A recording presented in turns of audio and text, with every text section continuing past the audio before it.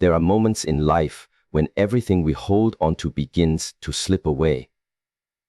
The people we thought would stay forever leave. The dreams we built with our hearts collapse. The plans we trusted no longer make sense. And in those painful moments, we often ask, why is this happening to me? Why is the universe taking everything away? But the truth is, the universe is not punishing you. It is preparing you. It forces you to let go, not because it wants to see you suffer, but because it wants to see you grow. Letting go is alignment, not defeat. This simple truth holds the essence of spiritual maturity. When the universe removes something from your life, it is not a punishment or a cruel twist of fate. It is an act of alignment. It is the invisible force of life steering you back to the path meant for your growth. Yet, most people mistake this process for failure. They interpret endings as rejection and loss as weakness. But in reality, the moment you let go, you step into harmony with the flow of existence. Life moves in cycles, beginnings, growth, endings, and renewal. When we resist these natural cycles, we begin to suffer. We try to hold on to relationships, situations, or identities that no longer serve our evolution. We tell ourselves that if we just try harder, things will return to the way they once were. But what we call holding on is often the same as holding ourselves back. The universe does not want you to remain in what has already fulfilled its purpose. It wants you to rise beyond it. The very act of letting go is how life realigns you with your next stage of transformation. Think about the trees in autumn. When the leaves fall, the tree doesn't mourn the loss. It doesn't fight against the season or try to glue its leaves back on. It stands still, trusting that spring will come again. This is alignment. The tree doesn't see the falling leaves as defeat. It sees them as part of nature's rhythm. In the same way, when something or someone leaves your life, it is not a sign of weakness. It is a sign that your season is changing. What once nourished you may now be holding you back. Letting go allows new growth to take root. Alignment also means trust.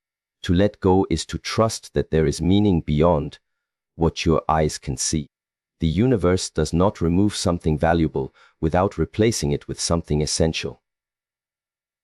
But the replacement often cannot enter until the space is empty. That's why life takes away before it gives.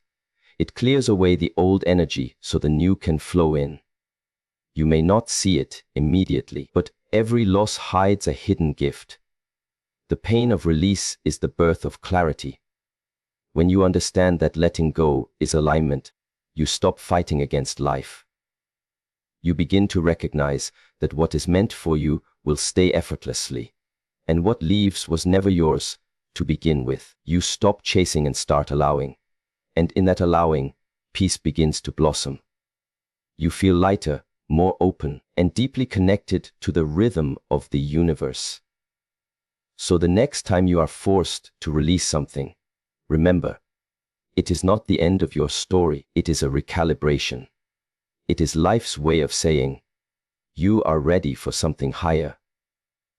And when you let go with grace, you align yourself with that higher path, where everything unfolds exactly as it should. Holding on creates suffering. It is one of the deepest truths about the human experience, yet is the hardest to accept. When something or someone starts slipping away from us, we cling tighter. We convince ourselves that if we just fight harder, love more, or control the situation, we can stop it from changing. But what we are really doing in those moments is resisting life itself. Suffering doesn't come from what happens to us. It comes from our unwillingness to accept what has already happened. The tighter we hold on to what is meant to go, the more pain we create for ourselves. Every experience in life carries an energy, and that energy has a purpose and a duration. When its time is over, it begins to fade naturally. Trying to force something to stay that is meant to leave creates imbalance. It's like trying to hold water in your hands. The harder you squeeze, the faster it slips through your fingers. This is why we suffer when relationships end, when plans fail, or when life changes unexpectedly. We don't suffer because life is cruel.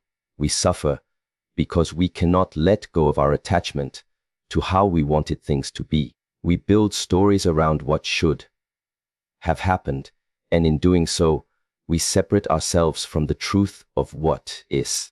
The mind clings to familiarity because it fears the unknown. It believes that control equals safety. But in truth, life is never meant to be controlled. It is meant to be experienced. When we resist change, we stop growing. The pain we feel in those moments is not a punishment. It is a signal that something inside us is refusing to evolve. Letting go is how we end that inner war. When we release our grip, we stop fighting against the current of life and begin to flow with it. Suddenly, peace returns. Suffering is the friction between what life wants and what we demand. Imagine walking with a heavy bag that you refuse to set down. After a while, your arms ache, your shoulders tighten, and your energy fades. But the moment you put the bag down, you realize that the pain was never caused by the journey. It was caused by your refusal to let go of what you didn't need. In the same way, emotional suffering often has less to do with circumstances and more to do with our attachments. To stop suffering, we must practice acceptance. Acceptance doesn't mean you approve of what happened. It means you stop fighting reality. You acknowledge that change is part of existence. And when you truly accept this, something beautiful happens. The pain begins to transform into understanding. You see that endings are not the enemy of happiness, they are the doorway to peace. The moment you stop clinging, you rediscover your natural state of balance. The weight lifts, the struggle softens, and what remains is freedom. The kind of freedom that comes when you finally realize you were never meant to hold on forever. Loss creates space for growth. It is one of the most misunderstood aspects of life, because when we lose something dear, a person, a dream, or even a version of ourselves, we focus on what is gone, not on what is being made possible.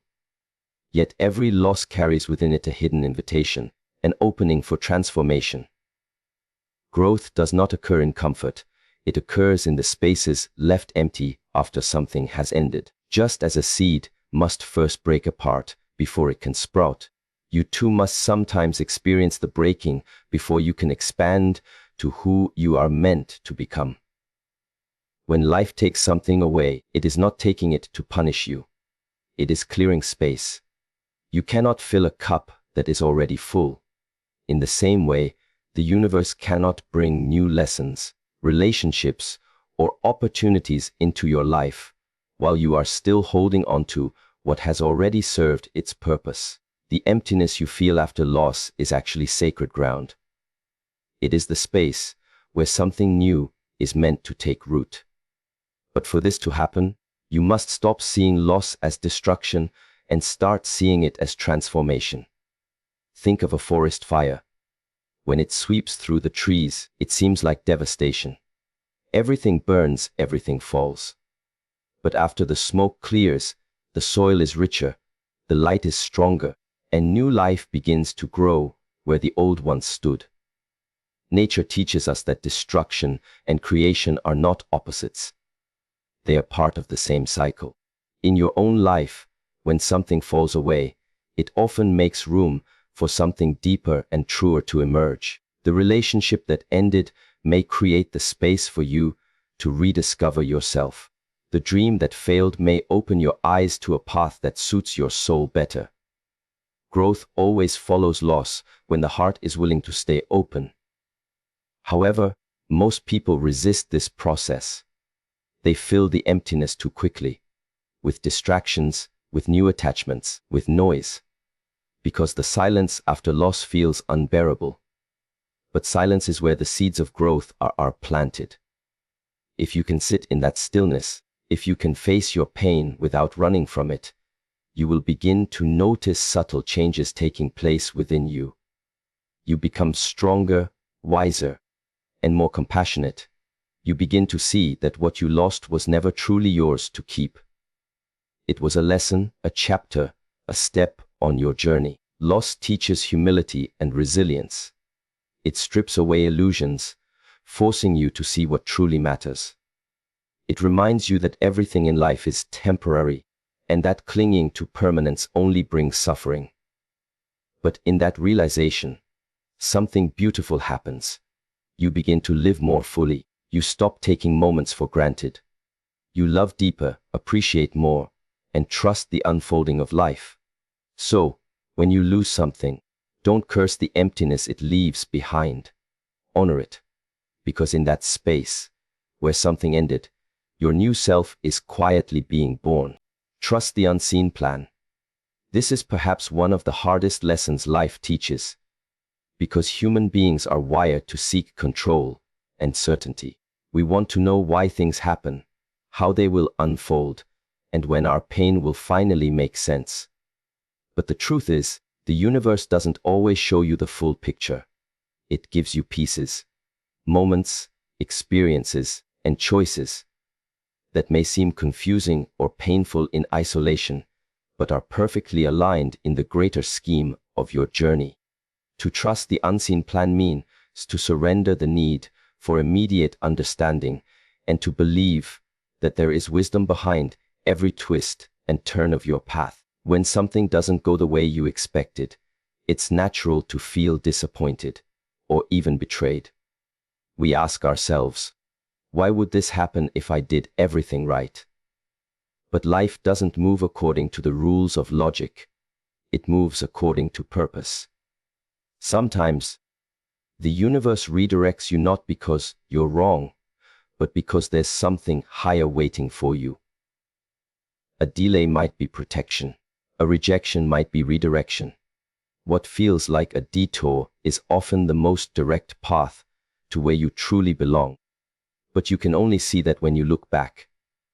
In the present moment, trust must become your guide. Imagine a child learning to walk. The parent steps back, letting the child stumble, fall, and try again. The child may not understand why the parent isn't rushing to help, but the parent knows that this struggle is essential for growth. The universe works the same way. It allows you to stumble so that your spirit can strengthen. The unseen plan is not designed to make your life easy. It is designed to make you wise, resilient, and awake. Trusting that process doesn't mean you stop feeling pain. It means you stop fighting it. You begin to understand that every experience, pleasant or painful, is part of a greater unfolding. There will be times when you can't see any light ahead, when everything feels uncertain and hopeless. In those moments, trust becomes an act of courage. It's about holding faith not in what you can see, but in what you can sense deep within you. That life has not abandoned you, that something meaningful is still at work. Every time you survive a hardship, you gain a new level of understanding. Every time you choose patience over panic, you strengthen your connection to the flow of life. Trusting the unseen plan does not mean being passive. It means being open. You still take action, but without the anxiety of needing to control the outcome. You plant seeds and let time do its work. You stop asking, why me? And start asking, what is this teaching me? Slowly, you begin to see that life was never against you. It was guiding you. What once felt like chaos reveals itself as divine order. And when that realization dawns, you find peace, because you finally understand that everything happened exactly as it was meant to. Surrender is freedom. At first, this idea feels contradictory because the world teaches us that freedom comes from control, from shaping life according to our desires. But real freedom begins where control ends. To surrender is not to give up or to be weak. It is to stop fighting against the natural flow of life. It is to release the illusions of control, certainty, and possession that keep you bound in fear and anxiety. When you surrender, you stop trying to force life to follow your plans and instead begin to trust the rhythm of the universe. That trust is what allows you to breathe again, to feel peace, and to finally be free. The reason surrender feels so difficult is because the ego fears losing power. The ego wants to fix, to manage, to predict every outcome. It clings to what is known because the unknown feels unsafe. But the truth is, life itself is unknown. Every breath you take is a leap of trust.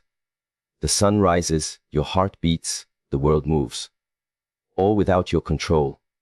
When you resist what is, you suffer. When you accept it, you align with the natural order. Surrender doesn't mean that you stop caring. It means you stop controlling what cannot be controlled. You do your best, and then you let go of the results. Think of a river flowing freely through the land. When you fight the current, you exhaust yourself. But when you surrender and float with the water, the same current that once felt like an enemy becomes your greatest ally. Life works in the same way. The more you resist change, endings, or uncertainty, the more you drain your energy. But the moment you surrender, life begins to carry you effortlessly. It leads you toward the people, places, and experiences meant for your evolution. You stop chasing what isn't meant for you and start receiving what is. Surrender is not passive, it is deeply active. It takes awareness, humility, and courage.